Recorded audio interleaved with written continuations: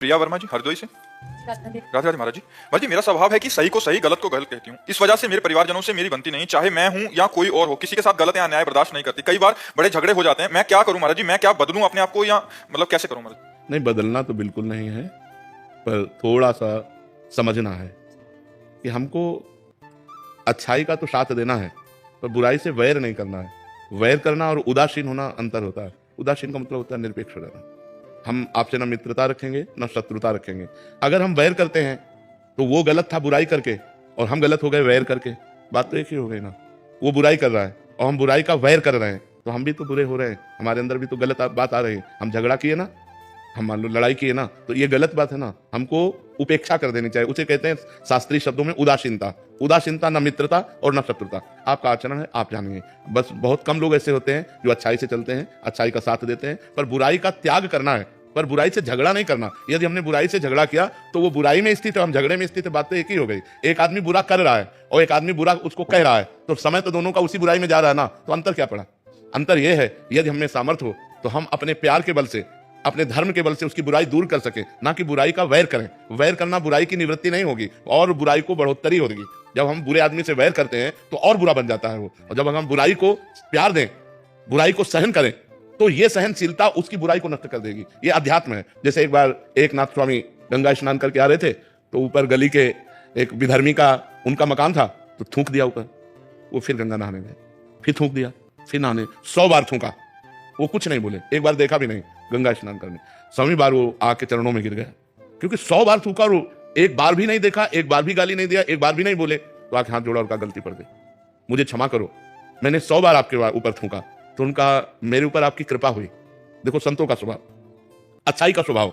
मेरे ऊपर आपकी कृपा हुई क्योंकि मैं एक दिन में एक बार गंगा नहाता था, और आपकी कृपा से 100 बार गंगा नहाया हूं। इसमें अपराध क्या? वो जिंदगी भर के लिए बुराई छोड़ दी। ऐसे गंभीर संत होते हैं। तो हमें चाहिए, अच्छाई हमारी यही है कि बुराई हमको परास्त न कर पावे और बुराई से हमारा वैर न हो पावे। त्याग। महाराज ये कैसे करें? नाम जप। नाम जप करोगे, नाम जप में बहुत सामर्थ्य होती है। जब अपने अंदर साधुता लाएंगे, हम नाम जप करेंगे, तो चाहे स्त्री हो चाहे पुरुष, बराबर भगवान की कृपा सब पर है। तो हमारे ऊपर जब कृपा होगी तो हम ऐसे सहनशील बन जाएंगे। नहीं, वैर करते करते आप देखो, एक शब्द बोली कि अच्छाई छोड़ दूं, कितनी कमजोर हो गई कि आप अच्छाई को छोड़ने के लिए प्रश्न कर दिए। इसलिए अच्छाई छोड़ने वाली चीज नहीं है। आज तो अच्छाई पे लोग चलना नहीं चाहते, पर अच्छाई को अभिमान में ना लाएं, वैर ना करें, भगवान का स्मरण करें और सबको सुख पहुंचाने की चेष्टा करें। यही अच्छाई है। वो अच्छाई ज्यादा अच्छी नहीं है जिसमें हम दूसरों को क्लेश दें, दूसरों से लड़ाई झगड़ा करें कि हम बहुत अच्छे हैं, आप गलत हो। ये ठीक नहीं है। इससे परिवार में लड़ाई झगड़ा होता रहेगा और आप अशांत रहेंगे और आपको अच्छाई से भी घृणा होने लगेगी कि वो अच्छाई किस काम की जिसमें रोज झगड़ा हो। इसलिए सही था। शोभित अग्रवाल जी। राधे राधे। राधे राधे महाराज जी। महाराज जी, अभी कुछ दिन पहले आपने एकांतिक में बताया था कि जब प्रारंभिक अवस्था में आपकी दोनों किडनी खराब हुई, ऐसा पता चला तो आपको आश्रम से निकाल दिया गया और कहा गया कि हम तुम्हारे ठेकेदार हैं। आपने उसी समय अपना सामान उठाया और आश्रम से निकल गए। महाराज जी, वहां से निकलने के बाद आपने क्या किया और आपके जीवन का संघर्ष क्या? हम राधा वल्लभ जी गए, राधा वल्लभ जी से बात की कि कहाँ रहे, क्या करें। 2 घंटा बैठे रहे, क्योंकि हमें विश्वास है कि हमारा बचपन से भगवान के मार्ग में रहना, तो हमने कदम कदम पे भगवान की लीला देखी है, उनकी कृपा देखी है, तो हमें विश्वास है कुछ ना कुछ होगा। अगर उन्होंने निकाला है तो किसी न किसी रूप में वो हमारी व्यवस्था करेंगे। अब वृंदावन में हमारा किसी से परिचय नहीं था। 2 घंटा बैठे रहे, आरती हो गई ठाकुर जी की, कोई न संकेत मिला न कोई बात की। तो झोला टांगा बाहर निकले कि फुटपाथ में पड़े रहेंगे। जो ही निकले तो एक संत मिले, तो ऐसे ही राधे राधे करते। तो उनका कहाँ झोला टांगे जा रहे हो? तो बताया। अरे बोले चलो ना, हमारे पास एक कमरा एक्स्ट्रा है। तो कालीदह में उन्होंने कमरे में रखा। फिर कुछ दिन हुए तो गोस्वामी जी मिले जो राधा वल्लभ जी के हैं। तो उन्होंने कहा कि बाबा आजकल कहाँ रहते हो? तो उन्होंने कहा पाठक बाबा अपने कमरे, आ जाओ ना, हितधाम, कुटिया खाली है। बस हितधाम आ गए। तो हमारा जीवन का जो मोड़ हुआ वो हितधाम से हुआ। जो जीवन का हमारा परिवर्तन हुआ वो हितधाम से हुआ। 10वें वर्ष हितधाम में रहे। तो एक छोटी सी कुटिया थी, मतलब जिसमें पैर फैलाएं तो दीवार इधर इधर इधर, बस एक बाथरूम जैसी, और ऊपर छत टूटी हुई और बिजली का कनेक्शन नहीं। तो जब 10-12 वर्ष हो गए, हमारा चमत्कार सब हुआ भगवान का हमारे साथ, मतलब तो हम आश्चर्य माना। तो स्वामिनी कुंज जो बनी थी जिसमें हम सत्संग करते थे, वो सब आपस में मिल करके सब बन गई। हमको पता भी नहीं चला कैसे क्या बन गई। और बस फिर राधा के कुंज बनी, तो धीरे धीरे देख ही रहे सब। यहाँ तक ऐसे जीवन यात्रा हुई। हितधाम तक भिक्षा मांग के खाते थे। तो वास की व्यवस्था हितधाम में जब हुई, तो वहां से जीवन पलटा हमारा। वहां से जीवन पलटते पलटते अब देखो ये जीवन आ गया कि भगवान समाज की सेवा दे दी। वैसे बैठकर बात करने का, लाखों लोग प्यार करते हैं। तो भगवान की कृपा से जिसको कोई पानी देने वाला नहीं था, आज हजारों लोग प्यार करने वाले हैं। ये भगवान का सब दिन होता ना एक समान। एक समय वो था और एक समय ये है। प्रभु एक छोटा सा प्रश्न है कि जैसे मैं गृहस्थ हूँ, संसार के सारे काम करता हूँ, भजन भी कभी होता है कभी उतना नहीं होता, तो हमेशा ये थोड़ा सा डर लगा रहता है कि कहीं माया एकदम से गिरा ना दे। हाँ, अगर आप समय को समर्पित करते रहे, जैसे 8 से 9 बजे तक आपने जो भी किया, उस कर्म को और 8 से 9 बजे तक के समय को भगवान को समर्पित करते रहें तो भगवत समर्पण कर्म से आपकी बुद्धि पवित्र होकर भगवान में लग जाएगी। जो गृहस्थ आदमी है उसका ज्यादा भजन नहीं बनता, जो हर समय माला लिए हर समय वो कर्म परायण होता है, तो उसको चाहिए अपने कर्म भगवान को समर्पित कर दे। जैसे 8 बजे से 8 बजे तक 12 घंटे नौकरी की, तो 12 घंटे बाद हे करुणा निधान भगवान, हे जगत के स्वामी, आपकी इस सृष्टि में ये 12 घंटे काम किए, ये 12 घंटे का समय और काम आपके चरणों में समर्पित, तो ये भगवत अर्थ कर्म उसको भगवत प्राप्ति करा देगा। भगवान ने हर रास्ता इसीलिए बनाया है कि हर जीव का मंगल हो जाए, तो जो बहुत क्रियापरायण है वो अपने क्रिया योग कर्म योग को भगवान को समर्पित कर दे तो उनका काम बन जाए। अजय राय जी, श्री हरिवंश महाराज जी, जैसे आपने बताया कि ये मन 2 चाल चलता है, एक तो क्रिया कर देता है, दूसरा चिंतन कुछ और चलता रहता है, परंतु महाराज जी मेरे ये पापी मन 3 चाल चल रहा है महाराज जी। जैसे शरीर से कोई क्रिया कर रहा है, वाणी से नाम चल रहा है, और चिंतन तो भोग विलासों और गंदी बातों का हो रहा है महाराज जी। ऐसे में बहुत परेशान हो गया महाराज जी, निरंतर जप करने का भी उसे बहुत बढ़िया है, अगर नाम चल रहा है तो तुम चिंता मत करो, सब ठीक हो जाएगा, सब ठीक हो जाएगा, अभी चिंता मत करो। नाम बहुत बड़ी सामर्थ्य है, मतलब गुरु कृपा से नाम में भगवान के अपार सामर्थ्य है। भाव कुभाव अनख आलसहु नाम जपत मंगल दिशि दसहु, 10 दिशाओं में मंगल हो जाएगा, तुम चिंता मत करो। ये चाहे 14 चाल चलने लगे, ये कुछ नहीं बिगाड़ पाएगा यदि नाम चल रहा है। और भगवान का नाम यदि नहीं चल रहा तो हानि है, फिर उसमें लाभ नहीं है। भगवान का चिंतन, हरि स्मृति सबसे बड़ी चीज। पूरी गीता जी सुनने के बाद अर्जुन को क्या मिला? नष्टो मोहा स्मृति लब्ध्वा त्वत्प्रसादान में अच्युता, आपके कृपा प्रसाद से हे श्री कृष्ण मुझे अखंड स्मृति प्राप्त हो गई, मोह का नाश हो गया। बस भगवान की स्मृति ही सब कुछ है। यदि भगवान का नाम चल रहा है, भगवान का चिंतन चल रहा है, तो चिंता करने की जरूरत नहीं, सब मंगल हो जाएगा, 10 दिशाएं मंगलमयी हो जाएंगी। भाव को भाव, जैसे हमारा भाव नहीं बन रहा, मन कहीं और जा रहा है, क्रिया कुछ और हो रही, केवल मुख से हम राधा राधा रट रहे। भाव को भाव अनख आलसहु नाम जपत मंगल दिशि दसहु, 10 दिशाओं में मंगल होगा, अमंगल नहीं हो सकता, चिंता न करो। आशीष जी, महाराज जी आपके चरणों में कोटि कोटि। महाराज जी मैं आपकी शिक्षाओं का पालन कर रहा हूँ और नाम जप भी कर रहा हूँ महाराज जी, फिर भी महाराज जी अंदर जो विकार हैं महाराज जी, कभी कभी शंका होती है कि नाम जप सही तो चल रहा है महाराज जी। देखो, विकार आज के नहीं है, विकार आज के नहीं है, अनंत जन्मों के हैं। हम कई बार एकांतिक में बताया है कि जैसे मैसेज डिलीट करना हो तो सामने मैसेज आता है ना, तो अब एक काम का मैसेज आया, डिलीट हुआ, फिर उसी काम के करोड़ों मैसेज सेम टू सेम है, तो हमको भ्रम हो जाता है कि डिलीट होता है कि नहीं होता। मतलब वही मैसेज करोड़ों हो और हमको एक एक डिलीट करना है, तो करोड़ों बार वो आएगा, तो हमको लगता है कि डिलीट हुआ कि नहीं डिलीट हुआ। वो डिलीट हो गया, ये नया है। अनंत जन्मों से दुर्वासनाएं परत की परत हमारे हृदय में जमा। अब जब हम नाम जब शुरू करते तो अब यही जमा है, काम क्रोध लोभ मोह मद मत्सर की, तो वही बार बार जब निकलती है तो लगता है यार कब तक बनी रहेंगी, बनी नहीं रह रही, वो निकल रही है। जो हमारे अंदर जमा है वो निकल रहा है, मन निर्मल हो रहा है, धैर्यपूर्वक दीर्घ काल निरंतर सत्कार सेवितो दृढ़ भूमि, लंबे समय तक अगर आदर पूर्वक नाम जप किया जाए तो दृढ़ भूमि, हमारे हृदय में सारे विकार जितने हैं वो सब बाहर हो जाएंगे। नहीं तो निर्मल मन होगा ही नहीं, और निर्मल मन हुए बिना भगवान की प्राप्ति नहीं, तो निर्मल मन कैसे होगा? नाम जप से। जितना नाम जप करोगे मन निर्मल हो जाएगा। उमेश पुजारी जी, सतारा महाराष्ट्र से। राधा राधे राधे महाराज जी। महाराज जी क्या कुसंगति मिल जाना भी पाप का लक्षण है?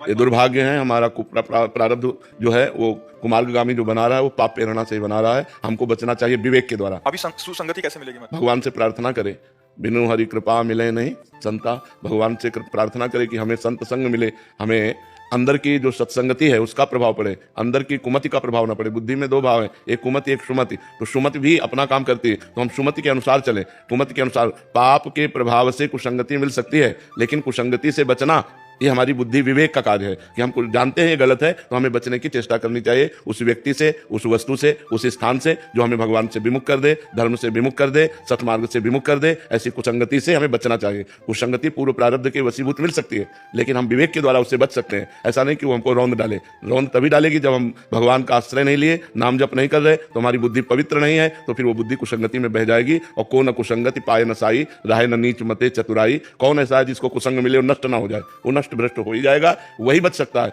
जो भगवान का आश्रय लिए। सीम की चाप चके को तासु, बड़ रखवार रमापति जासु। जो रही उत्तम प्रकृति, का कर सकत कुसंग, चंदन विष व्यापत नहीं, लपटे रहत भुजंग। जो उत्तम स्वभाव धारण करे, उत्तम स्वभाव यही है, भगवान का चिंतन करना। संसार का चिंतन करना अधम स्वभाव है और भगवान का चिंतन करना उत्तम स्वभाव है। तो भगवान के अनेक नाम हैं, जो नाम प्रिय हो उसे निरंतर रटो, तो कुसंगति का प्रभाव, कलयुग का प्रभाव, काम क्रोध आदि का प्रभाव हमारे ऊपर आएगा पर हमें नष्ट नहीं कर पाएगा। यदि नाम चल रहा है तो नाम छूटा तो कहा हनुमंत विपत्ति प्रभु सोई, जब तो सुमिरन भजन न होई। वही विपत्ति, वही संगति का प्रभाव हमारे हृदय में पड़ जाएगा जब नाम नहीं चल रहा। और नाम चल रहा है तो विपत्ति नहीं है, फिर संगति चाहे जितनी गलत हो वो हमारे ऊपर प्रभाव नहीं डाल पाएगी, क्योंकि भगवान का नाम पहरा दे रहा है। नाम पहारू दिवस निशि, रात दिन जो नाम जप रहा है उसका मंगल नहीं हो सकता। इसलिए खूब नाम जप करो और भगवान से प्रार्थना करो कि सुसंगति मिले, संतों का संग मिले।